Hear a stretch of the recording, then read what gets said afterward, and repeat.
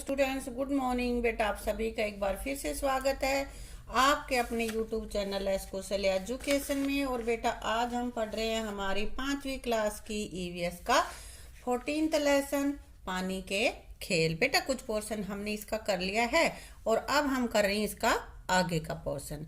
तो यहाँ पे है, गीता ने कराई बूंदों की रेस। बूंद, कई तरह की बूंद उसने रखी और वो फिर उनकी रेस करवाई। कैसे? एक थाली या प्लेट लो, उसके एक किनारे पर अलग अलग तरह जगह पर पानी, दूध, ग्लिसरीन और तेल की दो दो बूंदें डालो अलग अलग करके, और फिर प्लेट को तिरछा करो। तो देखते हैं क्या होता है उसके बाद। कौन सी बूंदें सबसे आगे निकली और क्यों? कौन सी सबसे आगे निकली? बेटा पानी और दूध की बूंदें सबसे आगे निकली। वो क्यों निकली बेटा? क्योंकि ये तेल और ग्लिसरीन से हल्की थी। वो तेल और ग्लिसरीन गाढ़ा होता है ना, वो भारी होता है, इसलिए वो पीछे रह गई। कौन सी बूंदें सबसे पीछे रही? क्यों? और कौन सी सबसे पीछे रही बेटा? ग्लिसरीन की बूंद सबसे पीछे थी क्योंकि ये भारी थी। ग्लिसरीन की सबसे पीछे और पानी और दूध की सबसे आगे। बीच में कौन रही बताओ?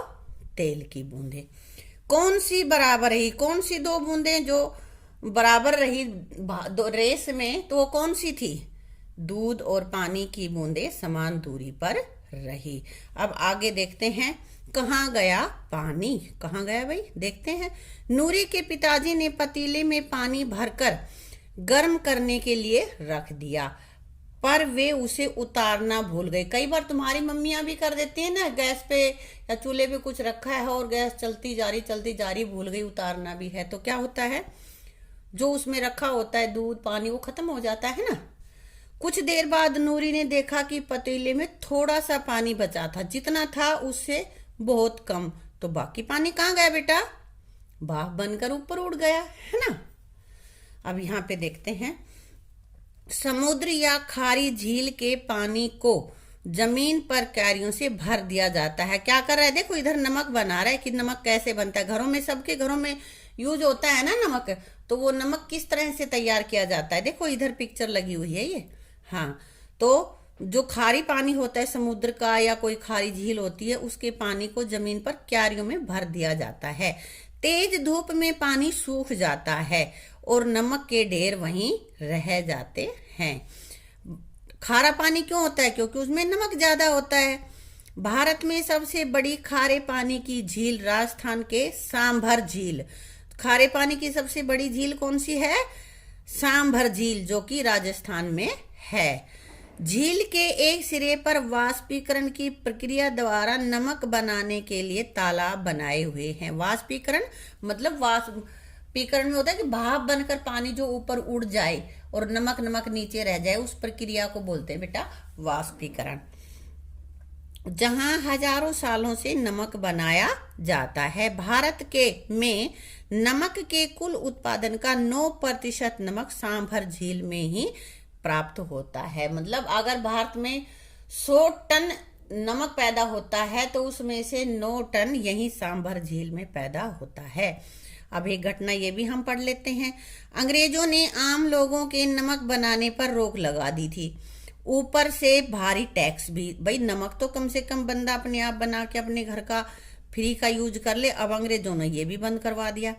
नमक बहुत महंगा हो गया था। गांधी जी ने लोगों के साथ मिलकर अहमदाबाद से डांडी के समुद्र तट तक एक लंबी यात्रा की और इस गलत कानून को तोड़ा। वहां पे नमक बनाया उन्होंने कहा था कि हवा और पानी के बाद नमक जीवन की सबसे महत्वपूर्ण जरूरत है।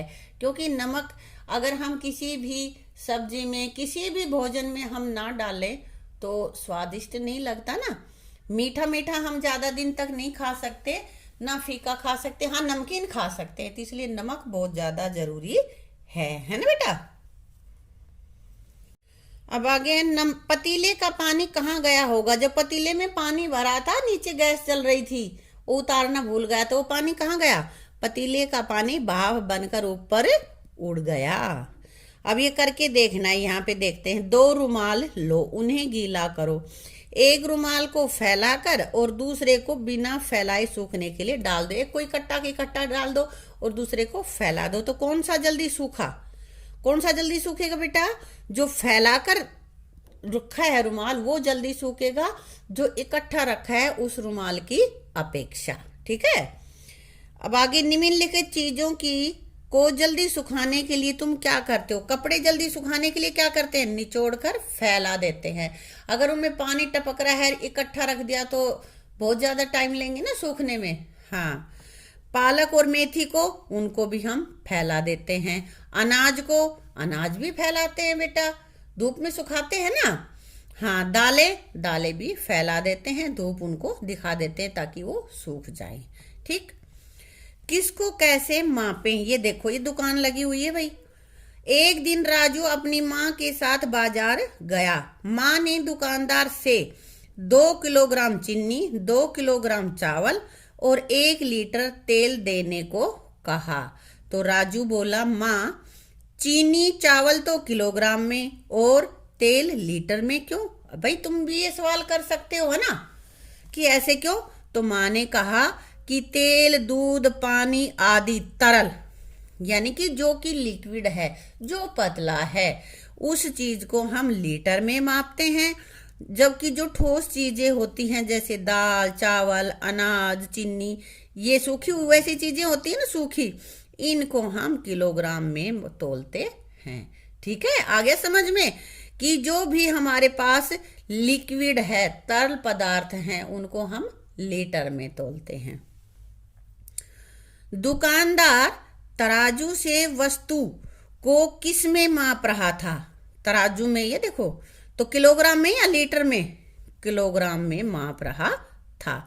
और बोरियों में रखी हुई चीजों को किस में मापेंगे? बेटा बोरियों में तो ज्यादा होता है, किलोग्राम में उनको कम मापते हैं, हम क्विंटल में मापते हैं। 1 क्विंटल, 2 क्विंटल, और 1 क्विंटल कब कितना होता है? 1 क्विंटल बराबर है 100 किलोग्राम। यहाँ पे मैं लिख भी देती हूँ, 1 क्विंटल बराबर है 100 किलोग्राम। ठीक है। 1 क्विंटल में 100 किलोग्राम होते हैं। बोतलों में रखी चीजों को किस में मापोगे? बोतल में तो तरल पदार्थ ही होंगे, लिक्विड होगा, तो उसको हम लीटर में मापेंगे। अब आगे तुम्हें क्या करना है? यहाँ पे दूध के पैकेट पर लिखी जानकारी पढ़ो और इसकी चर्चा कक्षा में करो। तुम्हारे पास कईयों के घरों में दूध की थैली आती है ना, तो उन थैलियों पे क्या लिखा होता है? किलोग्राम, ग्राम, लीटर, किसका बना हुआ होता है, किस तरह बनाया जाता है, ये सारी चीजें उसमें लिखी होती हैं। दूध का नाम भी होता है अलग अलग, कोई सरस दूध है, कोई दूसरा दूध है ना। तो इस तरह से उसकी चर्चा तुम्हें अपनी क्लास में करनी है। तेल को लीटर के अलावा और किस में माप सकते हैं? तेल को हम लीटर के अलावा किलोग्राम में भी माप लेते हैं। ठीक है। कुछ ऐसी चीजों के नाम बताओ जिन्हें किलोग्राम और लीटर दोनों में मापा जाता है। कौन सी ऐसी चीजें हैं जिनको किलोग्राम भी और लीटर में भी दोनों में ही माप सकते हैं? तो तेल, घी, दूध, शहद आदि जो चीजें हैं कुछ एक, इनको हम लीटर में भी माप लेते हैं और किस में? किलोग्राम में भी माप लेते हैं। ठीक है बेटा। अब नीचे कह रहा है कि एक तालिका दी हुई है, इसमें से ये कुछ चीजें दे रखी है और नीचे तालिका दे रखी है, उसमें हमें भरना है। क्या भरना है तालिका में? यहाँ पे चीज का नाम लिखना है, यहाँ पे ये लिखना है कि कौन सी ये किलोग्राम में मापी जाती हैं और ये यहाँ पे लीटर में मापी जाने वाली। ठीक है। बताना है कि अगर ये किलोग्राम में मापी जाती हैं तो यहाँ पे हाँ लिख देंगे, लीटर में मापी जाती है तो यहाँ पे। तो सबसे पहले हमारे पास है गेहूं। गेहूं तो किलोग्राम में होता है ना, तो यहाँ हमने लिख दिया हाँ। प्याज भी किलोग्राम में, तो यहाँ लिख दिया हाँ। लेकिन पानी, डीजल, जूस, पेट्रोल, छाछ, ये सारी चीजें लिक्विड है ना, तो ये किलोग्राम में नहीं, ये लीटर में मापी जाएंगी, इसलिए हमने इसको खाली छोड़ दिया है और यहाँ पे हमने लिख दिया है। ठीक है। तो ये मैंने लिख रखे हैं, तुम इसमें देख लेना बेटा। अब आगे ही कुछ क्वेश्चन है, इनको हम करेंगे अलग से क्योंकि यहाँ पे जगह थोड़ी है, इसमें हम लिख नहीं पाएंगे। ठीक है। तो अब ये देख लेते हैं, क्या डूबेगा या क्या नहीं डूबेगा। तो देखते हैं, लोहे की कील या लोहे की कटोरी, कौन सी चीज डूबेगी? बेटा लोहे की कील डूब जाएगी। क्यों? क्योंकि कील जो पानी हटाएगी उस पानी का वजन कील के वजन से कम होगा, यानी कि कील भारी होती है, इसलिए कील डूब जाएगी, कटोरा तैरता रहेगा। कागज का टुकड़ा या खूब दबाकर बनाई गई कागज की गोली, या तो एक सीधा सा कागज का छोटा सा टुकड़ा डाल दें, या कागज को अच्छे से दाब के और उसके गोली सी बनाए, तो उनमें से कौन सी चीज डूबेगी बेटा? खूब दबाकर बनाई गई कागज की जो गोली है वो डूबेगी, क्योंकि उसमें वजन थोड़ा ज्यादा होगा। लकड़ी का बेलन या लकड़ी का छोटा गुटका, तो इसमें से तो कोई भी नहीं डूबेगा, दोनों ही तैरेंगे, क्योंकि लकड़ी हल्की होती है, इसलिए लकड़ी पानी के ऊपर तैरती रहती, लकड़ी नहीं डूबती। लोहे की चीजें हैं तकरीबन जो पतली होती हैं, भारी होती हैं, वो डूब जाती हैं। ठीक है बेटा। अब बेटा कर लेते हैं इसके जो क्वेश्चन आंसर रह गए थे, वो हमने बुक में नहीं लिखवाए थे, उनको कर लेते हैं। तो पहला क्वेश्चन हमारे पास है, पानी में कटोरा तो तैरा परंतु चम्मच डूब गई, ऐसा क्यों हुआ? उत्तर हमारा रहेगा क्योंकि कटोरे का भार उसके द्वारा हटाए गए पानी के भार से कम था, जबकि चम्मच का भार चम्मच द्वारा हटाए गए पानी से अधिक था। बेटा कटोरा थोड़ा फैला हुआ था ना, इसलिए कटोरे ने जो पानी हटाया उसका भार कटोरे के भार से ज्यादा था, इसलिए कटोरा तैरता रहा, और चम्मच भारी थी तो वो पानी में डूब गई। अगला क्वेश्चन हमारे पास है, गुड़ को पानी में घोलने के आसान तरीके लिखो। तो पहला तरीका क्या है? गुड़ को गर्म पानी में घोलना चाहिए। नंबर 2, गुड़ के छोटे छोटे टुकड़े कर पानी में घोलना चाहिए। बड़ा गुड़ नहीं घुलेगा, उसको अच्छे से कूट के और फिर पानी में डाल देना चाहिए। अगला हमारे पास है, शिकंजी बनाने के लिए तुम्हारे पास निम्नलिखित चीजें हैं, क्या क्या हैं? नमक, चीनी, नींबू, जलजीरा, पुदीना। शिकंजी में इन चीज़ों की ज़रूरत पड़ती है ना? हाँ, तो इनमें से कौन सी चीज़ें पानी में घुल जाएंगी, उनके नाम लिखो। तो उत्तर रहेगा बेटा नमक, चीनी और नींबू का रस, ये सब पानी में घुल जाएंगे। पुदीना और जलजीरा घूमता ऊपर ही घूमता रहता है, उसकी स्मेल हो जाती है। आगे है, नमक, चीनी, नींबू का रस पानी में घुल जाएंगे। अब बेटा हमारे पास अगला क्वेश्चन है, बरसात में भीगने से तुम्हारा बैग गीला हो गया, इसे जल्दी से सुखाने के लिए क्या करोगे? क्या कर सकते हो? बेटा सारी किताबें निकाल कर हवा में टांग देंगे, तो हमारा बैग आसानी से सूख जाएगा। ठीक है। अब बेटा इसी के साथ हमारा ये लेसन यहाँ पे कंप्लीट हो जाता है, और इसको अच्छे से तुम लर्न कर लेना। ठीक है। Thank you.